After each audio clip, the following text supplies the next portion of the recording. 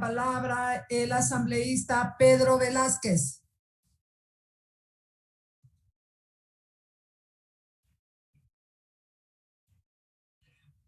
Gracias, señora presidenta. Distinguidos colegas asambleístas, digo gracias por permitirle que hable un asambleísta de frontera, un asambleísta que vive la realidad de día a día en la zona andina, en la zona sierra del Ecuador. Y lo propio que el conocimiento nos ha permitido de nacer en esta tierra fronteriza de Carchi, de la ciudad de Tulcán, nos permite tal vez hablar con más propiedad y evitar argumentaciones que pueden estar bien fundamentadas para, vale la redundancia, para otros espacios de la geografía nacional, pero acá la realidad de frontera es muy diferente.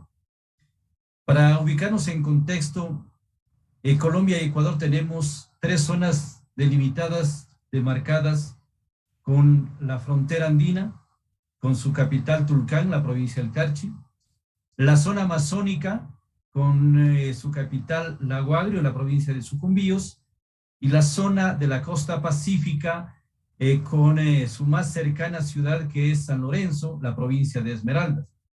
Cada uno con sus realidades diferentes, con sus vivencias, con sus problemas, que cada uno los analiza en la zona limítrofe con la costa pacífica, en la zona limítrofe con la zona amazónica y en la zona andina. Los problemas que tenemos con Colombia y las identidades podemos mencionarlas que son comunes de los dos lados. ¿Qué es lo que pretende un acuerdo, un tratado o un convenio? Pretende garantizar derechos y ventajas para los habitantes de los dos lados de la frontera. Eso debe ser la razón de ser de un acuerdo, de un tratado o un convenio. No puede ser que solamente un lado de la frontera se beneficie y el otro no. Estamos hablando de un acuerdo de planificación de asentamientos humanos entre la frontera de Ecuador y Colombia, que se lo ha suscrito hace casi 25 años. El próximo mes de diciembre estamos cumpliendo 25 años y deberíamos celebrar todos con alborozo de que son 25 años de un acuerdo entre dos países hermanos, pero habrá que analizar qué nos ha traído esos 25 años para los pueblos fronterizos del lado de Ecuador y del lado de Colombia. En el lado de Colombia, el departamento de Nariño y el departamento de Putumayo. Y acá en el lado de Ecuador, 3 provincias a las que me he referido. Yo diría que muy poco. Porque lastimosamente los gobiernos centralistas piensan que la solución solamente está en mirar desde la capital de cada país, es decir, desde Bogotá y desde Quito, sin tomar en cuenta a los verdaderos actores sociales a quienes tenemos el asentamiento humano en nuestros pueblos de frontera. Y esas son las fallas de que no funcionan los acuerdos, los convenios, los tratados, cuando solamente se tiene una visión óptica desde las cancillerías o desde el ejecutivo de cada uno de los países. Yo comparto plenamente algunas de las expresiones de que hay que preocuparse primeramente por el ser humano, por la persona. Eso es fundamental. Si garantizamos derechos, si garantizamos beneficios al ser humano, el desarrollo de las demás actividades inherentes a esta persona se van dando. En la zona que estoy hablando, en la zona sierra, la zona andina, es una de las fronteras más institucionalizadas, pero no por una decisión gubernamental, sino por acciones concretas de los gobiernos autónomos descentralizados, de las alcaldías, de las prefecturas, que han encontrado una forma de dinamizar las relaciones binacionales Ecuador-Colombia. Se han venido implementando acuerdos, convenios que no han llegado a cumplirse. Hay un acuerdo de Esmeraldas que tiene que ver con la canasta básica familiar que debió haberse revisado hace muchísimos años y hasta la actualidad no ha sido revisado. Hay el famoso acuerdo de la canasta comercial que permitió ingresar y traer productos de Colombia al Ecuador para efectos de equilibrar la balanza comercial. De esos problemas se vienen dando permanentemente. A mí me preocupa que este acuerdo como que pretende excluir a la zona andina y solamente se ha hablado de lo que yo he escuchado con total absoluta atención, hablan solamente de la costa litoral, costa pacífica y de la costa de la región amazónica a través del puente del río Mataje y a través del puente del río San Miguel. No piensen que en Carchi está todo consolidado a través del puente internacional de Rumichaca. Hay muchos temas incumplidos. Los famosos CENAP, que hace rato debieron convertir en CEVAP. Los CENAP son los Centros Nacionales de Atención en Frontera que funcionan a cada lado y se pretendieron convertirse en centros binacionales de atención en frontera para que se eviten esos trámites engorrosos que duplican esfuerzos en cada una de las regiones. Ya es hora de que se cumplan esos centros binacionales de atención en frontera, que no solamente sean experimentos o inventos de nombres y que no lleven a la realidad a mejorar las condiciones de quienes vivimos en la frontera.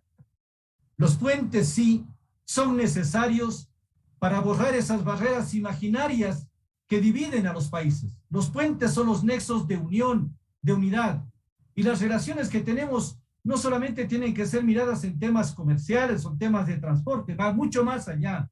Van en temas de relaciones culturales, en temas de relaciones binacionales de actividades deportivas, de integración, de turismo, de transporte, de intercambio de culturas, de costumbres, de tradiciones. Es decir, es un tema integral. Así debe ser considerado un acuerdo. Yo escuché que es un acuerdo macro o marco que va a permitir desarrollar muchas actividades. Yo espero que sí. Que este acuerdo marco que hoy se está analizando al interior del Pleno de la Asamblea sobre asentamientos humanos pretenda precisamente analizar en detalle lo que estamos viviendo los pueblos de frontera. Yo quisiera que en algún momento las autoridades nacionales, Cancillería y otras instancias vengan aquí a la frontera y miren los problemas que estamos teniendo. Hace pocos años atrás empezó una corriente migratoria muy fuerte desde Venezuela que cruza todo el país de Colombia y tiene que llegar irremediablemente a nuestro país, a Ecuador, a la zona andina fundamentalmente, al puente internacional de Rumichaca, a la ciudad de Tulcán, en donde estamos teniendo problemas, pero que nadie nos da solución. Problemas de inseguridad total. Miramos por todos lados ya actos delincuenciales, miramos la constitución de bandas criminales, están tomándose ya nuestro territorio. Estamos viendo con pena y con preocupación que nuestras ciudades están a merced de los procesos migratorios ilegales y irregulares, porque no hay quien nos controle, las calles desordenadas, con total desaseo, con total insalubridad. Estamos mirando que nuestra gente, el poco o casi nulo trabajo que existe en los pueblos fronterizos, se está todavía cada vez diezmando más porque es cooptado por personas de movimientos migratorios que a pretexto de no exigir seguridad social y más derechos se conforman con lo que les paguen. Es decir, hay una afectación muy fuerte en los pueblos fronterizos. No solamente es el tema de que son sitios de paso como se pretende entender. Cuando hablamos de planificación de asentamientos humanos, ya estamos pensando en que los pueblos fronterizos vamos a ser los receptores de esas corrientes migratorias fuertes. ¿Y quién nos ayuda a los procesos de dotar de los espacios idóneos, albergues, infraestructura, para que tengamos nosotros mejores condiciones de vida? Que se entienda bien, no estoy en contra de estos procesos migratorios que tenemos que recibir como suscriptores de países que ratificamos derechos humanos. Nosotros lamentamos los problemas que tiene Venezuela, lamentamos los problemas que viene acaeciendo en el vecino país de Colombia, de más de 50 años de una conmoción interna, de una guerra interna, donde el desplazamiento de la violencia, de los grupos alzados en armas han hecho que mucha gente venga a venir a vivir acá al Ecuador, a proteger sus vidas y su familia. El tema del narcotráfico, el tema del contrabando de armas, son temas fuertes que solamente los conocemos quienes vivimos en el cordón fronterizo. Y por ello es necesario que estos acuerdos se analicen en su verdadera magnitud, en su totalidad. Sí, si se asignan recursos económicos, los 10 millones de los que se hablaba, si ustedes van a mirar y a preguntar a los gobiernos autónomos descentralizados, pregunten cuáles son los recursos que se han invertido en la costa pacífica, en San Lorenzo y en los municipios aledaños, o en la provincia de Sucumbíos, en Lago Agrio y en los municipios aledaños, cuáles son los beneficios que hemos recibido en la provincia del Carchi, Cantón Tulcán y municipios aledaños. Cero inversión.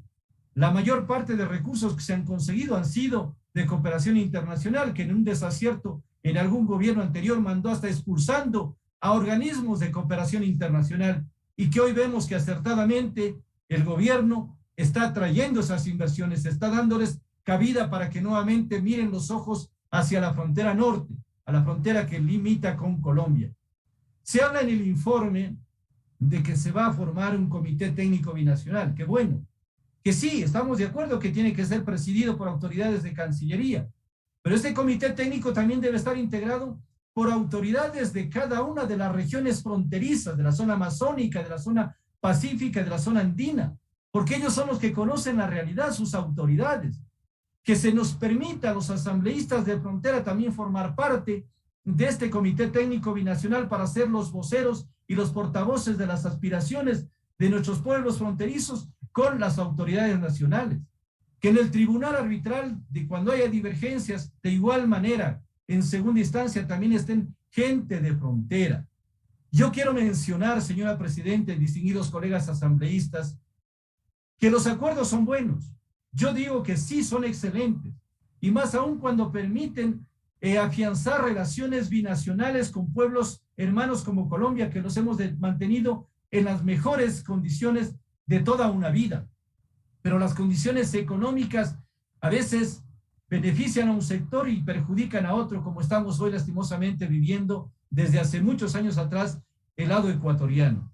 Hay que tomar acciones concretas, como decía yo al inicio de mi intervención, que no perjudiquen a ningún lado de la frontera, sino que nos permitan desarrollarnos por igual en las mismas condiciones y que podamos revisar en forma muy tranquila con las autoridades de Cancillería y con el tiempo suficiente aquellos convenios y tratados que no tienen ya ninguna vigencia, que no tienen ninguna validez, que solamente están ahí llenando los archivos de Cancillería que ya no tienen ninguna aplicabilidad, que podamos revisarlos y en base a este convenio, tratado marco del que estamos analizando, se permita optimizar los convenios y tratados que vayan a potencializar las relaciones binacionales. Hay que dar facilidad al sector del transporte, al sector de movilidad humana, que actualmente está restringida. Hay que ver también y escuchar los criterios de los habitantes de frontera. Yo con ello quiero terminar sin ser cansón, señora Presidenta y colegas asambleístas, diciendo qué bueno que miremos los ojos no solamente desde el centro político de un país, sino vayamos a las fronteras donde verdaderamente existe la integración de los pueblos, hasta integración familiar. Hay relaciones de consanguinidad, de parentesco en las relaciones como habrá en las relaciones Ecuador-Perú y en las otras fronteras. Por lo tanto, analicemos con detenimiento y por favor, no tomen a mal las observaciones y recomendaciones que hago yo. Solamente las hago en nombre de mi pueblo, de mi provincia, a la que quiero y amo y a la que respeto y a la que aspiro que también sea tomado en cuenta en el desarrollo como se lo tiene en cuenta al resto del país. Gracias, señora Presidenta y colegas asambleístas. Gracias por su